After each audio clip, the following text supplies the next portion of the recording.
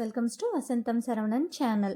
இன்னைக்கு நம்ம சேனலில் green puri with green gravy எப்படி செய்யறதுன்னு தான் பார்க்க போகிறோம். க்ரீன் கலரில் பூரியும் அது கூடவே க்ரீன் கலரில் வெஜிடபிள் கிரேவி எப்படி செய்யறதுன்னு தான் இன்னைக்கு நம்ம வீடியோவில் பார்க்க போகிறோம்.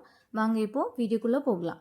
வீடியோக்குள்ளே போகிறதுக்கு முன்னாடி நம்ம வசந்தம் சரவணன் சேனலை சப்ஸ்கிரைப் பண்ணாதவங்க சப்ஸ்கிரைப் பண்ணிக்கோங்க. கூடவே இருக்க பெல் ஐக்கானையும் கிளிக் பண்ணிக்கோங்க. இப்போது இந்த ரெசிபி எப்படி செய்யறதுன்னு பார்க்கலாம். ஃபஸ்ட்டு இந்த ரெசிபி செய்கிறதுக்காக கொஞ்சம் வெஜிடபிள்ஸ் எடுத்து வச்சுருக்கிறேன். ஃபஸ்ட்டு பீன்ஸும் அது கூடவே கொஞ்சம் பச்சை பட்டாணி எடுத்து வச்சுருக்கிறேன். இன்றைக்கி நான் இந்த வெஜிடபிள் கிரேவிக்கு ட்ரையான பச்சை பட்டாணி தான் எடுத்திருக்கேன். இதை நைட்டே தண்ணியில் ஊற வச்சு எடுத்து வச்சுருக்கிறேன். நமக்கு ஃப்ரெஷ்ஷான பச்சை பட்டாணி இருந்தால் அதை நம்ம வேக வைக்க வேண்டிய அவசியம் கிடையாது. இப்போ இந்த பீன்ஸையும் இந்த பச்சை பட்டாணியும் நம்ம ஒரு குக்கருக்கு மாற்றிக்கலாம். குக்கருக்கு மாற்றிட்டு கொஞ்சமாக தண்ணி சேர்த்து இதை 2 விசில் விட்டு வேக வச்சு எடுத்துக்கலாம். இப்போ இந்த வெஜிடபிள்ஸ் வேகிற அளவுக்கு மட்டும் நம்ம தண்ணி சேர்த்துக்கலாம். இதில் பாதி அளவுக்கு மட்டும் வர மாதிரி தண்ணி சேர்த்துக்கணும். ரொம்ப தண்ணி அதிகமாக சேர்த்துக்கக்கூடாது. இப்போ தண்ணி சேர்த்துட்டு இதில் கொஞ்சமாக உப்பு சேர்த்துக்கிறேன். உப்பு சேர்த்துட்டு இதை அப்படியே மூடி போட்டு 2 விசில் வர வரைக்கும் வேக வச்சு எடுத்துக்கலாம். ஸ்டவ்வை மீடியம் ஃப்ளேமில் வச்சு. இப்போ இதை அப்படியே வேகட்டும். இப்போ அடுத்ததாக பாலக்கீரை எடுத்து வச்சுருக்கேன். இந்த பாலக்கீரையை நல்லா தண்ணியில் வாஷ் பண்ணி எடுத்து வச்சுருக்கேன். இப்போ இதை ஒரு மிக்ஸி ஜாருக்கு மாற்றிக்கலாம். மிக்ஸி ஜாருக்கு மாற்றிட்டு இதில் கொஞ்சமாக தண்ணி சேர்த்து கொஞ்சம் கெட்டியாகவே இதை நம்ம அரைச்சி எடுத்துக்கலாம். கீரையை நம்ம எப்போ சமையலுக்கு பயன்படுத்துறதுக்கு முன்னாடி மஞ்சத்தூள் உப்பு போட்ட தண்ணியில் ஒரு 2 நிமிஷம் போல் வச்சுருந்து நல்லா வாஷ் பண்ணி எடுத்துக்கணும். இப்போ இதை மிக்ஸி ஜாருக்கு மாற்றியாச்சு. இதில் கொஞ்சமாக தண்ணி சேர்த்து அரைச்சி எடுத்துக்கணும். தண்ணி அதிகமாக சேர்த்துக்கக்கூடாது. இப்போ இதை நல்லா அரைச்சி எடுத்து வந்தாச்சு. பாருங்கள், இந்த அளவுக்கு ஃபைனாக நல்லா நம்ம அரைச்சி எடுத்துக்கணும். இது அப்படியே ஒரு ஓரமாக இருக்கட்டும். இப்போ அடுத்ததான் இன்னொரு பாத்திரம் எடுத்து வச்சுருக்கிறேன். அதில் ஒரு சல்லடை எடுத்து வச்சுருக்கேன். இதில் கொஞ்சமாக நம்ம கோதுமை மாவு சேர்த்துக்கலாம். கோதுமை மாவு சேர்த்துட்டு இதனால் நம்ம சலிச்சு எடுத்துக்கலாம். இப்போ கோதுமை மாவு சலிச்சாச்சு. இப்போ அடுத்ததாக இதில் கொஞ்சமாக ஒரு 4 ஸ்பூன் அளவுக்கு ரவை சேர்த்துக்கிறேன். ஆல்ரெடி வறுத்து வச்சுருக்க ரவை தான் இது. இப்போ ரவையை சேர்த்தாச்சு. இது கூட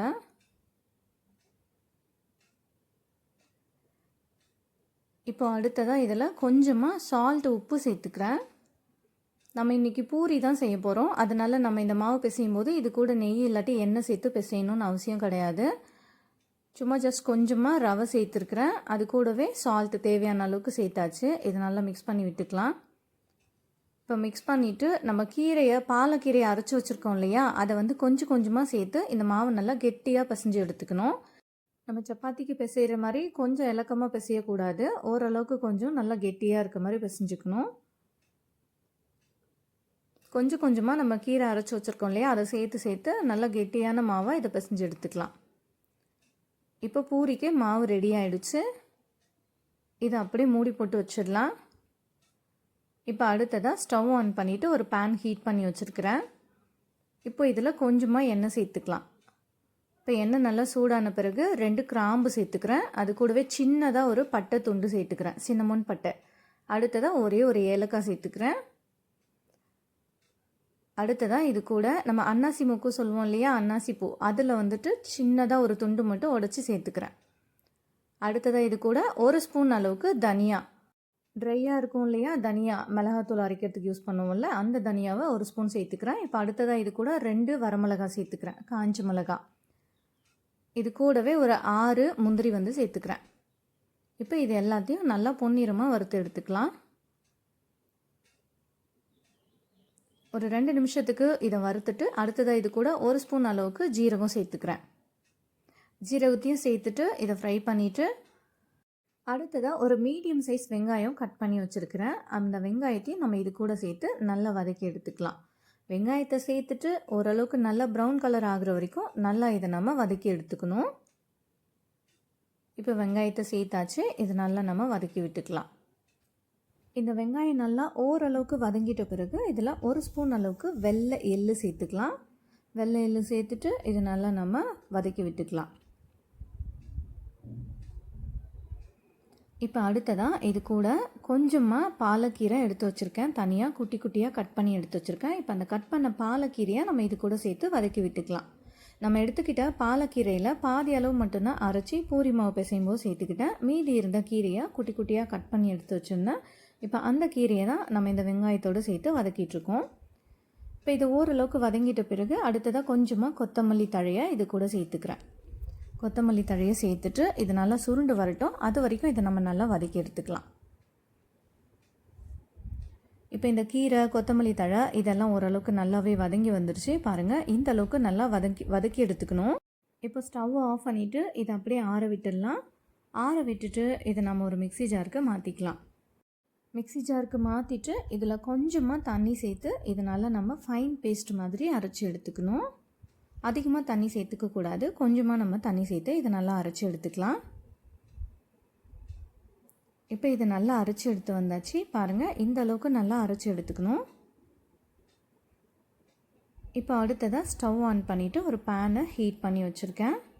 இப்போ இந்த பேன் வந்து நல்லா சூடான பிறகு இதில் ஒரு 3லேருந்து 4 ஸ்பூன் அளவுக்கு எண்ணெய் சேர்த்துக்கலாம். எண்ணெய் சேர்த்துட்டு எண்ணெய் நல்லா சூடான பிறகு இதில் ஒரு அரை ஸ்பூன் அளவுக்கு ஜீரகம் சேர்த்துக்கலாம். ஜீரகம் நல்லா பொரியட்டும். ஜீரகம் நல்லா பொரிஞ்ச பிறகு இதில் ஒரு 2 ஸ்பூன் அளவுக்கு இஞ்சி பூண்டு விழுது சேர்த்துக்கிறேன். இஞ்சி பூண்டு விழுது சேர்த்துட்டு உடனே நம்ம இதை வதக்கி விட்டுக்கணும். இஞ்சி பூண்டு சேர்த்து இந்த மாதிரி எண்ணெயில் வதக்கும் போது பார்த்திங்கன்னா அடி பிடிக்கிற மாதிரி இருக்கும். அதனால ஸ்டவ்வை ஸ்லோ ஃப்ளேமில் வச்சுட்டு இதை நல்லா நம்ம வதக்கி விட்டுக்கணும். இஞ்சி பூண்டு விழுதோட பச்சை வாசனை போகிற வரைக்கும் வதக்கி விட்டுக்கலாம். அடுத்ததாக இது கூட 1/4 டீஸ்பூன் அளவுக்கு மஞ்சள் பொடி சேர்த்துக்கிறேன். அடுத்ததாக காரத்துக்கு ஒரு அரை ஸ்பூன் அளவுக்கு தனி மிளகாத்தூள் சேர்த்துக்கிறேன். அது கூடவே ஒரு அரை ஸ்பூன் அளவுக்கு தனியாத்தூள் சேர்த்துக்கிறேன். இப்போ இதோட பச்சை வாசனைலாம் போகிற வரைக்கும் இது நல்லா நம்ம வதக்கி விட்டுக்கலாம். இப்போ இதோட பச்சை வாசனைலாம் போன பிறகு ஒரு மீடியம் சைஸ் தக்காளியை அரைச்சி எடுத்து வச்சுருக்கிறேன். இப்போ அந்த அரைச்ச தக்காளியை நம்ம இது கூட சேர்த்துக்கலாம். இந்த கிரேவிக்கு நம்ம தக்காளியை வந்து இந்த மாதிரி பேஸ்ட் மாதிரி ரெடி பண்ணி சேர்த்துக்கணும். அப்போ தான் இந்த கிரேவி ரொம்பவே சூப்பராக இருக்கும். இப்போ இந்த தக்காளி சேர்த்துட்டு இதோட பச்சை வாசனை போகிற வரைக்கும் இது நல்லா நம்ம வதக்கி விட்டுக்கலாம். அடுத்ததாக இது கூட ஒரு மீடியம் சைஸ் உருளைக்கிழங்கு கட் பண்ணி வச்சுருக்கிறேன். இப்போ அந்த உருளைக்கிழங்கு இது கூட சேர்த்துக்கலாம். இந்த உருளைக்கிழங்கை நம்ம பீன்ஸ் வேக வச்சோம் இல்லையா, அது கூடவே சேர்த்து வேக வச்சுருக்கலாம். ஆனால் நான் அப்போது சேர்க்க மறந்துட்டேன், அதனால் இப்போது சேர்த்துக்கிறேன். இப்போ பாருங்கள், நம்ம பீன்ஸ் வேக வச்சோம் இல்லையா, பீன்ஸும் பச்சை பட்டாணியும் அதுவுமே நல்லாவே வெந்து வந்துருச்சு. இப்போ இதையுமே இந்த வெஜிடபிள்ஸுமே நம்ம எடுத்து வச்சுக்கலாம். இப்போ இந்த உருளைக்கிழங்கு சேர்த்து வதக்கணும் இல்லையா, அது நல்லா வதங்கி ஓரளவுக்கு எண்ணெய் நல்லா பிரிஞ்சு வர ஆரம்பிச்சிருக்கு. தக்காளியெல்லாம் நல்லா வதங்கிடுச்சு. இந்த அளவுக்கு எண்ணெய் பிரிஞ்சு வர அளவுக்கு நம்ம வதக்கி எடுத்துக்கணும், பச்சை வாசனைலாம் போயிட்டு. அடுத்ததாக இது கூட ஒரு மீடியம் சைஸு கேப்சிகம், அதை வந்து குட்டி குட்டியாக கட் பண்ணி எடுத்து வச்சுருக்கேன். இப்போ அந்த கேப்சிகமை இது கூட சேர்த்து நல்லா வதக்கிக்கலாம். கேப்சிகம் வந்து ரொம்ப நேரம் வதக்கணும்னு அவசியம் கிடையாது. கேப்சிகம் சேர்த்துட்டு இந்த மாதிரி ஒரு 2 டைம் வதக்கி விட்டுக்கலாம். அடுத்ததாக இது கூடவே நம்ம வேக வச்சு வச்சுருக்கோம் இல்லையா, பீன்ஸு பச்சை பட்டாணி, அந்த வெஜிடபிள்ஸ் எல்லாத்தையும் இது கூட சேர்த்து கலந்து வதக்கி விட்டுக்கலாம்.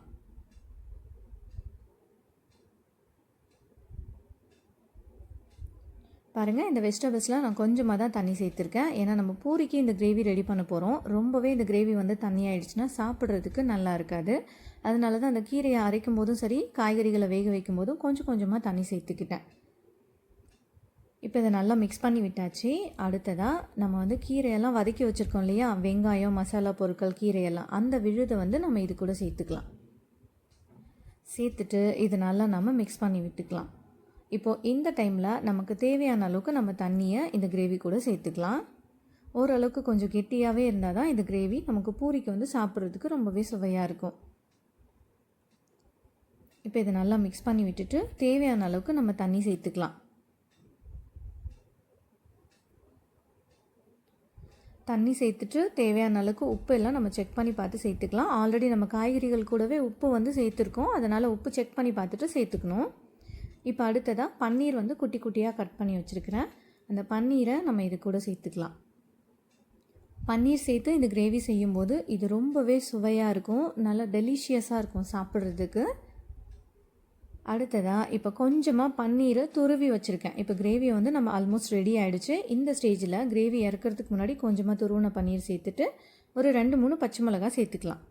இந்த மாதிரி கிரேவியை இறக்குற நேரத்தில் நம்ம இந்த மாதிரி பச்சை மிளகாய் சேர்த்துக்கிட்டோம்னா கிரேவியை இறக்கி வச்சுட்டு மூடி போட்டு வச்சுட்டு கொஞ்ச நேரம் கழிச்சு இதை ஓப்பன் பண்ணி பார்த்தோம்னா இதோட ஃப்ளேவர் ரொம்பவே சூப்பராக இருக்கும். ஒரு மைல்டான அந்த பச்சை மிளகாவுக்கு இருக்க ஃப்ளேவரை இந்த கிரேவிக்கு வந்து இது கொடுக்கும். ஒரு டைம் இந்த மாதிரி ட்ரை பண்ணி பாருங்கள், சூப்பராக இருக்கும் கிரேவி. இப்போ அடுத்ததாக நம்ம பூரிக்கு மாவு பிசைஞ்சு வச்சோம் இல்லையா, இப்போ அதை எடுத்து வச்சுக்கலாம். அதுலேருந்து கொஞ்சம் கொஞ்சமாக மாவு எடுத்து சின்ன சின்ன உருண்டைகளாக எடுத்து வச்சு சின்ன சின்னதாக நம்ம அழகாக ரவுண்டாக திரட்டி எடுத்துக்கலாம். கொஞ்சமாக வரமாவு சேர்த்தே நம்ம திரட்டிக்கலாம். ரொம்பவும் மெல்லிஸாக இல்லாமல் ரொம்பவும் திக்காக இல்லாமல் கொஞ்சம் மீடியம் சைஸ்க்கு நம்ம இதை வந்து திரட்டி எடுத்துக்கலாம். அப்போ தான் நமக்கு வந்து பூரி வந்து நல்லா உப்பி வரும். பாருங்கள், இந்த சைஸ்க்கு நம்ம வந்து அழகான இதை திரட்டி எடுத்துக்கணும். இந்த அளவுக்கு திக்னஸ் இருந்துச்சுன்னா கரெக்டாக இருக்கும் நமக்கு பூரி. இப்போ இந்த மாவு எல்லாத்தையும் குட்டி குட்டியாக அழகாக ரவுண்டாக திரட்டி வச்சாச்சு. இப்போ அடுத்ததாக அந்த பூரி பொரிச்சு எடுக்கிறதுக்காக எண்ணெய் காய வச்சுருக்கேன். இந்த எண்ணெய் நல்லா சூடாகட்டும். எண்ணெய் நல்லா சூடான பிறகு ஸ்டவ்வை மீடியம் ஃப்ளேமில் வச்சுக்கலாம். எப்போவுமே பூரி நம்ம வந்து ரெடி பண்ணும்போது எண்ணெய் நல்லா காஞ்சிருக்கணும். நல்லா சூடாக இருந்தால் தான் பூரி நல்லா உப்பி வரும். அதே மாதிரி பூரி வந்து ரெடி பண்ணிகிட்டே இருக்கும்போது நம்ம வந்து ஃப்ளேமை ஹை ஆக்கி கம்மி பண்ணி இந்த மாதிரி பண்ணிகிட்டே இருந்தோம்னா கூட வந்து சரியாக பூரி வந்து வராது. சம்டைம்ஸ் தட்டை தட்டையாக வரும். பாருங்கள், நல்லா பூரி வந்து எந்த அளவுக்கு நல்லா உப்பி வந்திருக்கு பாருங்கள். மாவும் நம்ம நல்லா திக்காக தான் பிசைஞ்சு வச்சுருக்கோம். அதனால் ஓரளவுக்கு எண்ணெய் குடிக்காமல் நல்லா கொஞ்சம் பூரி வந்து சூப்பராக கிடைக்கும் நமக்கு. பாருங்கள், பார்க்கும்போதே செம்மையாக இருக்குது, அழகாக க்ரீன் கலரில் சூப்பராக இருந்துச்சு. அதே மாதிரி பூரி மாவு வந்து நம்ம இந்த எண்ணெயில் சேர்த்துக்கும் போது லேசாக வந்து அது மேலே அழுத்தம் கொடுத்துட்டே இருந்தோம்னா அழகாக அது வந்து மேலே எழும்பி வரும். பாருங்கள், இந்த மாதிரி கரண்டியை வச்சு லேசாக அழுத்தி விட்டுட்டே இருக்கணும். தட்டி விட்டுட்டே இருந்தோம்னா அழகாக அதுவே உப்பி பெருசாகி மேலே வரும். இப்போ எல்லா பூரியும் அதே மாதிரி ரெடி பண்ணி வச்சாச்சு. அவ்வளோதான், நல்ல சூப்பரான க்ரீன் கலர் கிரேவியும் அது கூட க்ரீன் கலர் பூரியும் ரெடி பண்ணியாச்சு. இது ரொம்பவே ஹெல்த்தியான டிஷ்ஷுன்னு கூட நம்ம சொல்லலாம். ஏன்னா இதில் கீரை, நம்ம நட்ஸு, பன்னீர், வெஜிடபிள்ஸ் எல்லாமே சேர்த்துருக்கோம். அதனால் இது ரொம்பவே ஹெல்த்தியான டிஷ்ஷுன்னு சொல்லிக்கலாம். அது மட்டும் இல்லாமல் இந்த மாதிரி வித்தியாசமாக குழந்தைங்களுக்கு நம்ம செஞ்சு கொடுக்கும்போது அவங்க இந்த கலரை பார்த்து ரொம்பவே எக்ஸைட் ஆகிடுவாங்க. கொஞ்சம் ஜாலி ஆகிட்டு அதனாலே கூட நல்லாவே விரும்பி சாப்பிடுவாங்க. எப்பவும் செய்கிற மாதிரி ஒரே கலரில் ஒரே மாதிரி பூரியெல்லாம் செஞ்சு கொடுத்து போர் அடிக்காமல் இந்த மாதிரி கொஞ்சம் ஹெல்த்தியாக டிஃப்ரெண்ட்டாக நம்ம குழந்தைங்களுக்கு செஞ்சு கொடுத்தோம்னா அவங்களும் ஹாப்பி ஆகிடுவாங்க, நம்மளும் ஹாப்பி ஆகிடலாம். இப்போ இந்த வீடியோவில் காமிக்கிறத விடவுமே நேரில் இன்னுமே நல்லாவே க்ரீனாக இருந்துச்சு. பட் இது வீடியோட குவாலிட்டி இவ்வளோ தான் நினைக்கிறேன். ஓகே ஃப்ரெண்ட்ஸ், கண்டிப்பாக நீங்களும் இந்த க்ரீன் கலர் பூரி அது கூடவே க்ரீன் கலர் கிரேவியை உங்கள் வீட்டில் செஞ்சு பாருங்கள். செஞ்சு பார்த்துட்டு இதோட டேஸ்ட்டு எப்படி இருந்ததுன்னு கமெண்ட் பண்ணுங்கள். இந்த ரெசிபி உங்களுக்கு ரொம்ப பிடிச்சிருந்தா இந்த வீடியோவை உங்களோட ஃபேமிலி அண்ட் ஃப்ரெண்ட்ஸ்க்கு ஷேர் பண்ணுங்கள், லைக் பண்ணுங்கள், கமெண்ட் பண்ணுங்கள். தேங்க்ஸ் ஃபார் வாட்சிங்.